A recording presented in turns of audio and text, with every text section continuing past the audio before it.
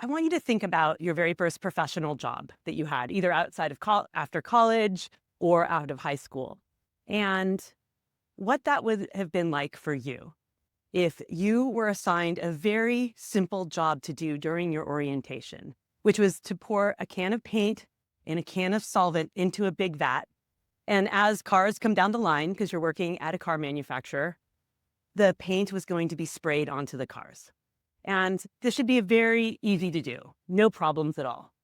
But one day, the manager of the shop floor comes running in and says, "Wait, stop the line. The paint is literally not sticking to the cars. 100 cars have to be repainted." This was your job. What would happen in your workplace, either in your first job or today, if you made a massive mistake, an error that was going to cost hundreds of thousands of dollars in time? Well, all eyes went on you.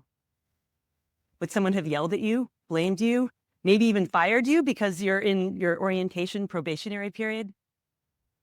I know what would likely happen at one of my last jobs. But this is not what happened to Isao Yoshino, 40-year Toyota leader, when he joined Toyota Motor Corporation in the 1960s.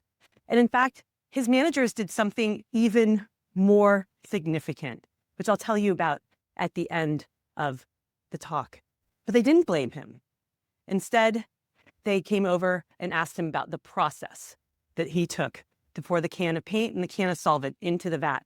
And it turned out they looked nearly identical. There was no distinguishing unless you were really, he'd worked there for a long time. And so they worked together to solve the problem and mistake-proof it in the future. This is the foundation of what we want to have as a real learning culture, one that supports not only scientific thinking, but looking at problems. Mark's going to talk about this later today. And this is what we want in our organization, a place where people can come forward and to learn their way forward. I'm Katie Anderson, as you know, and I've been speaking around the world for the last 10 years and beyond about how we create high-performing learning cultures. And it really all starts with leadership and how we respond not only to mistakes, but how we respond to the challenges and the problems that come up each and every day, and how we support learning in our organizations. I came from healthcare, which is where I was introduced to lean and continuous improvement, and then had the opportunity to, after I started my consulting practice, to move to Japan, where I actually was for the last 3 weeks in Japan, and it's been 10 years since my family moved there. And I met Mr. Yoshino. This is actually a picture of exactly 10 years ago, and 10 years and 1 month ago of us in front of the Nagoya train station in 2015. And I'd been introduced to Mr. Yoshino at a conference before we had moved to Japan, which was actually for my husband's job, not even me as a lean aficionado. And he said, when you come to Japan, I'll take you to Toyota City and we'll spend the day together. And I thought this was going to be a once in a lifetime opportunity. And it's turned into one of the most important professional and personal relationships in my life. I just was spending the week with him, and I have some pictures about that and more later today. And I was so curious as a lean and continuous improvement practitioner about what was the secret to Toyota's success. I mean, we're all trying to take the Toyota Kata, we're trying to take the scientific thinking, lean, the Toyota way, the Toyota production system, and apply them in our organizations. And something seems to be missing in a lot of the ways we're approaching it. And I kept saying, what's the secret? What's the secret? He said, there is no secret. And then he said, this was just like an offhand comment one day on one of my many visits from Tokyo to Nagoya. And he said, maybe the only secret to Toyota is its attitude towards learning. The only secret is the attitude towards learning. It's about the scientific thinking, about learning, about creating the conditions for learning. And he said, we don't even notice and we take it for granted. And that was a lot of what Mike Rother was trying to figure out when he described the Toyota Kata. It's this attitude towards learning for improvement and then coaching others for improvement as well. And this became the foundation of my book, which is available in French and in English at the bookstore today, Learning to Lead, Leading to Learn. It's about how do we lead to learn with an attitude towards learning, and what are the habits and behaviors we need? And then what are the tools and practices that will help us do that? But we have to start off with the attitude and behaviors that will help people learn their way forward. And so all of us here are familiar with the word catalyst, we learned this, what a catalyst is in science school. It's an event or person that accelerates the rate of change, or someone or something who encourages progress or change. But if we think about it in this continuous learning, scientific thinking way, I like to say that we switch it to call it a catalyst. It's an event or person that accelerates the rate of scientific thinking and improvement, or encourages learning as the source of progress or change. So if the only secret to Toyota is its attitude towards learning, how can we all be catalysts in our organization to accelerate that rate of learning in our organization? And again, that comes back to the behaviors and attitudes we have in our response to problems and mistakes and challenges and opportunities.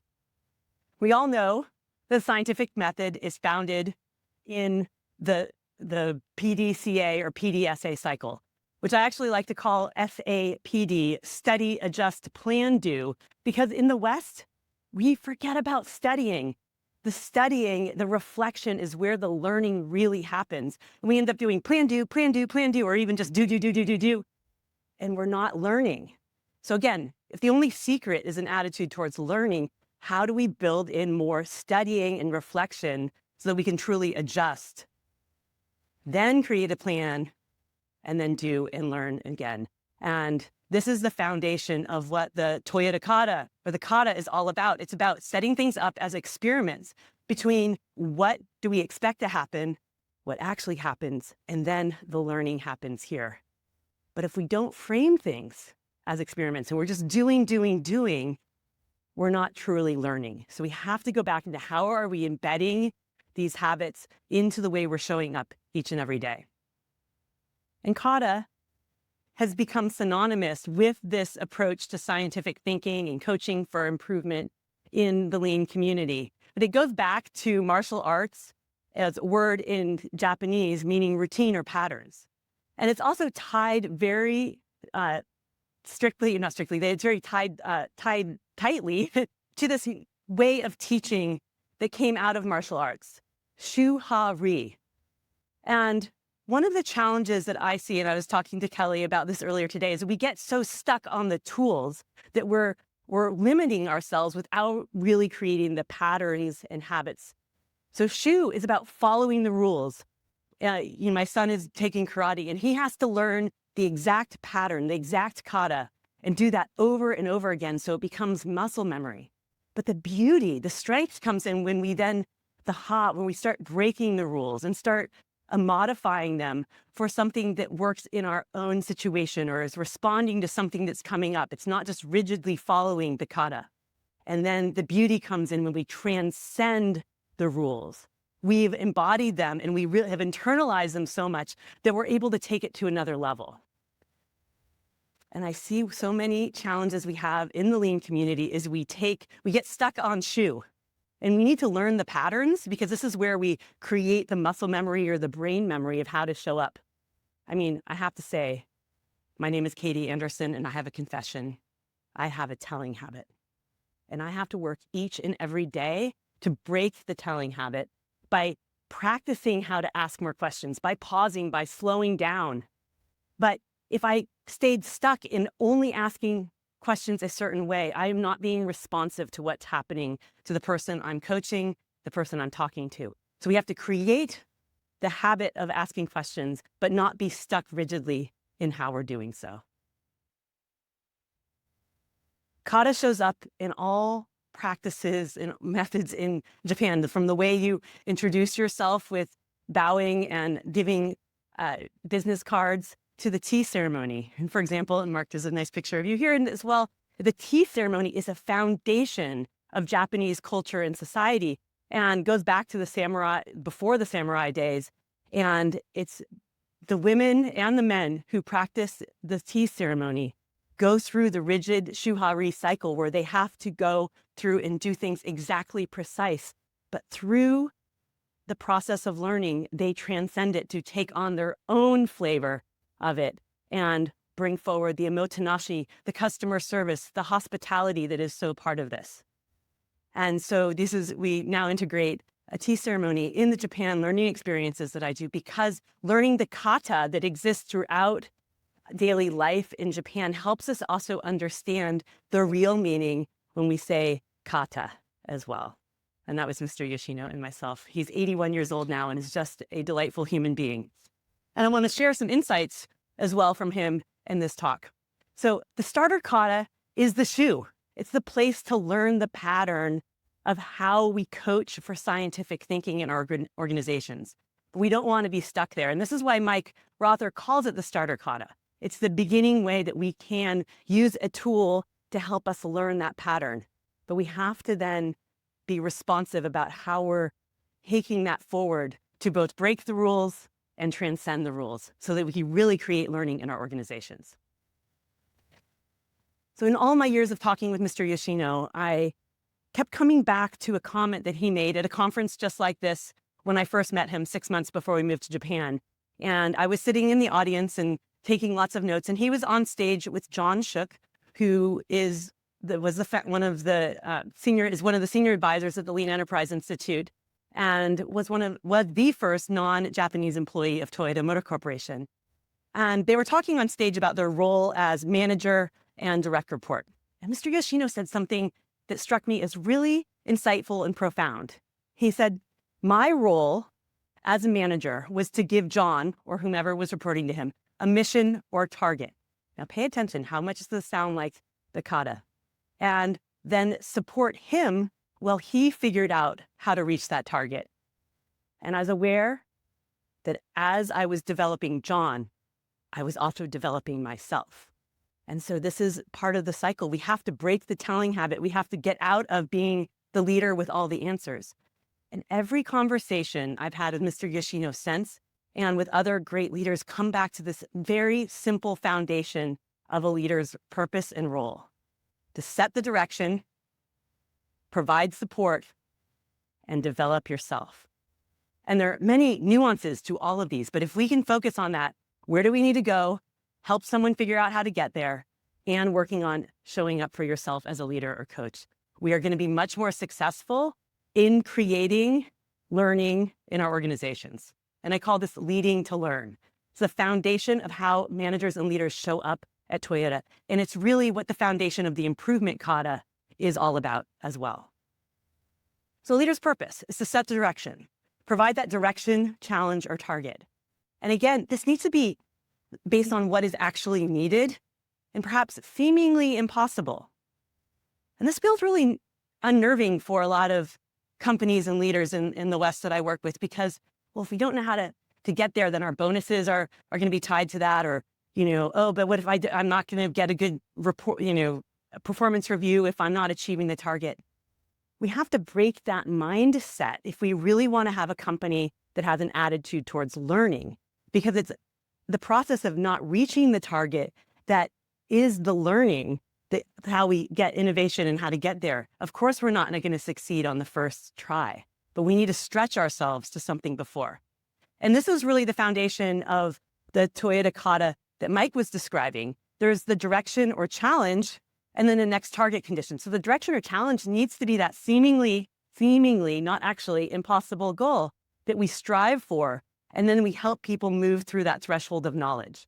And this is the pattern of thinking. And if you break it outside of the actual 5 questions, this is exactly what one of the best leaders that I worked with, which is the mantra he would say: target, actual, gap, please explain. He would go to Gemba, and he would ask the frontline managers and the vice presidents he was working with, target, actual, gap, please explain. It's the same thing. What's the target? Where are you now? What's the gap? And what's your thinking how to get there? And so how do we instill that pattern of thinking, that pattern of scientific thinking in the organization? So the second is to provide support. And there are many tools that support scientific thinking and problem solving in our organizations. You might be familiar with an A3 report that was heavily utilized at Toyota, and Mr. Yoshino was actually in an internal change leader role in the 1970s and 80s to help the senior leaders at Toyota learn how to practice A3 thinking. And this is John Shook's first A3 when Mr. Yoshino was his boss and he had signed him a challenge.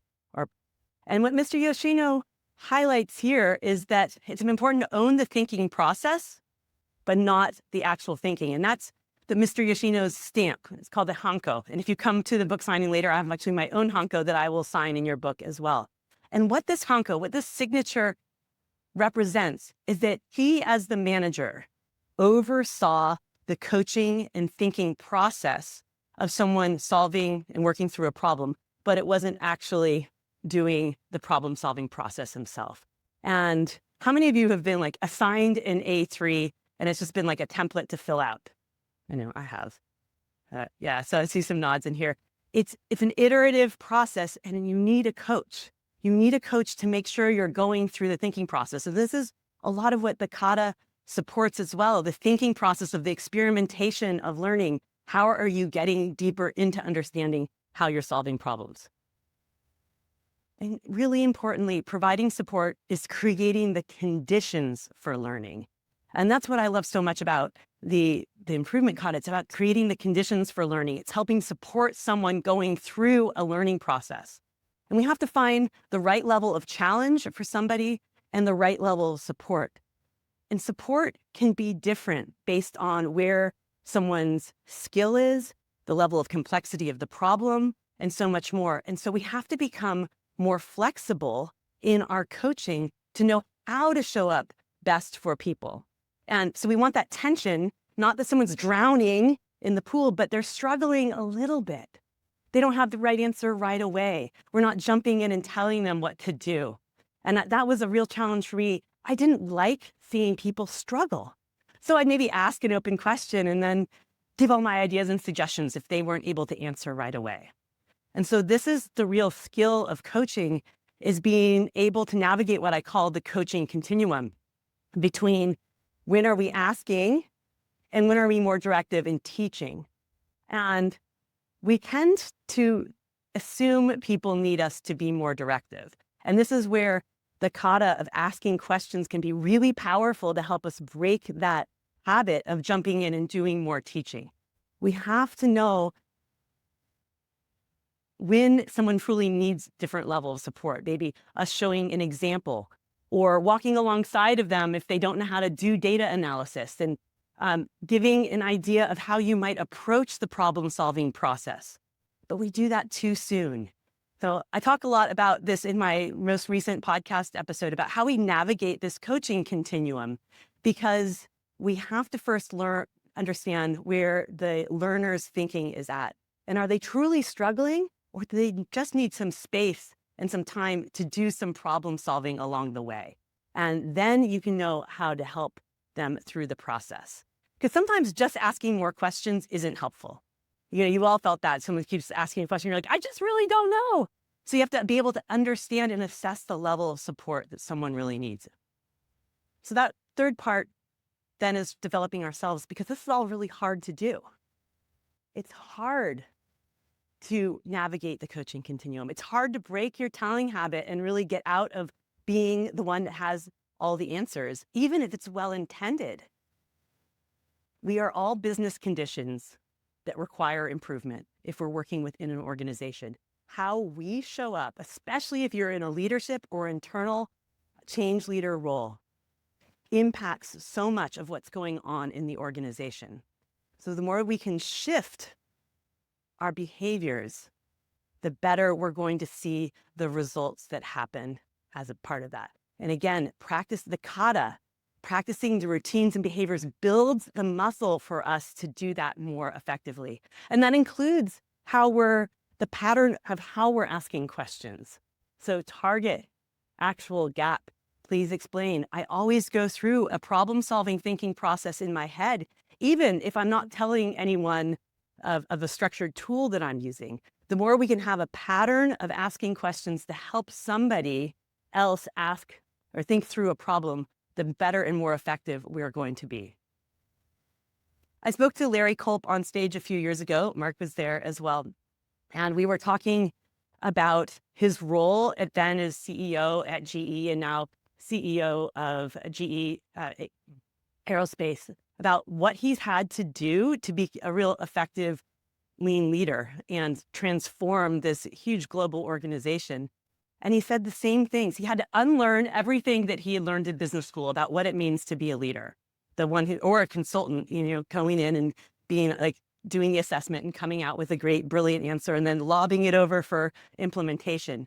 It was about learning how to ask more effective questions, to go see, to not just rely on the data and reports that were coming to him, and to listen more. And so these are all the things that we are trained in our early schooling to, like, that's not part of what leadership is. We're the ones that, like, the right answer, the hero who saves the day. We're rewarded for being the one with our hands up. And so it's a real shift in how we're showing up to really create an organization based on an attitude towards learning. So I challenge us all to become catalysts or advance as catalysts in our organization. If we really want to change the world, it starts one organization and one human being at a time. And how can we really, really use learning and the patterns that support learning and improvement as the source of progress or change? And we focus a lot on how we become transformational improvement coaches. So this is, again, everything we've talked about here. How are you asking questions? How are you framing things as experiments? How are you supporting someone to learn what happened between what you expected to happen and what actually happened? But there are many other skills and that we as change leaders, whether or not you're in operational leadership role or in a lean or continuous improvement practitioner role, we have to be able to develop if we want to catalyze change in our organizations. We have to be a knowledgeable business communicator. We can't lead with the tools, right? We are so excited by all our processes and tools, but if we start talking that way to leaders, what happens? Like, oh my gosh, backed up. But just start using the pattern of scientific thinking and problem solving. Speak the language of business. Speak the language that resonates with your clients and your customers. And if lean language speaks to them and they understand that, and that's an enabler, great, use it. But don't let that be the barrier to actually starting to embed the patterns of scientific thinking in your organizations and with your leaders. Being an analytical systems thinker, look at the whole system. We can't just optimize the subsystems. Be a tactical strategic aligner. Where does the organization need to go and how does that connect from top to bottom? Being a political navigator. How do you know who are the people who are really the influential decision makers? And of course, being a lifelong learning enthusiast, which all of you are. You're here at a learning event, so you've taken time out of your day. So hands down, you're already very strong in that one.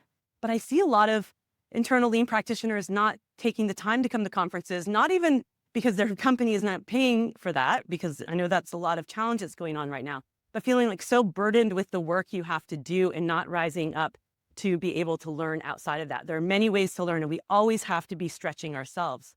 And to be a skillful facilitator. How are you facilitating learning, discussions, and outcomes in your organization too? And we're not talking enough about all these skills that we need to pair with the technical skills to really create transformational change in the organizations. We get stuck on the tools, which are great and I love them, but we can't stop there. So your superpower is asking questions, not being the hero who saves the day. It's about being the fire preventer by creating attitude and the capabilities for learning in your organization. And if you look at the starter kata questions, they all start with what and how. And if you can just embed words like what and how in whatever language you speak into your vocabulary, you're more likely going to be asking questions that elicit thinking, that spark ideas, give space. And this is your superpower. This is how we're going to create an attitude towards learning across the organization and what I call a chain of learning. We're all learners, we're all leaders, and we're helping each other. And it's through the connection that really is the strength. So we're all growing our chain of learning here today. And I look forward to continuing to grow it as we exchange ideas throughout the day. So I promised the end of the story here. So not only did Mr. Yoshino's bosses not blame him, and they walked over and asked him calmly, what was the process that you took and how can we prevent that in the future? They said, thank you. Thank you for making this mistake. Wow, what a simple shift. If we embraced, and this is, I'm team markup here, but embracing problems as opportunities. And he said, they said this was our responsibility as managers to set up the working conditions for you to be successful. So thank you for highlighting to us that we had an opportunity for improvement as your leaders. Wow, this simple shift can have such incredible ripple effects. This goes back to my favorite word, intention. It's about aligning with purpose. So intention equals heart plus direction. What's the impact you want to have? What's your real purpose? And what are the behaviors that align in that direction? So if we really want to create an organization based on scientific thinking and problem solving and an attitude towards learning, what are the behaviors we need to take that really align with that? And that's where the kata can really come in to help us create that. I have a gift for Sylvain, which I just brought back from Japan. I import these all the time, every trip. And they're Daruma dolls, which represent the proverb, fall down 7 times, get up 8. And so they write themselves back up. So when you have a goal, you fill in the doll's left eye. And when you achieve it, you can fill in the doll's right eye. So I want you to think about for today as we leave, what are you going to do to be a catalyst for learning in your organization?